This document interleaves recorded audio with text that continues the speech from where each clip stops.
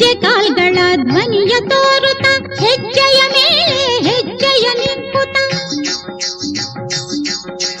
ಸಜ್ಜನ ಸಾಧು ಪೂಜೆಯ ವೇಳೆಗೆ ಮಜ್ಜಿಗೆಯೊಳಗಿನ ಬೆಣ್ಣೆಯಂತೆ ಭಾಗ್ಯದ ಲಕ್ಷ್ಮೀ ಬಾರಮ್ಮ ನಮ್ಮಮ್ಮ ನೀ ಸೌಭಾಗ್ಯದ ಲಕ್ಷ್ಮೀ ಬಾರಮ್ಮ.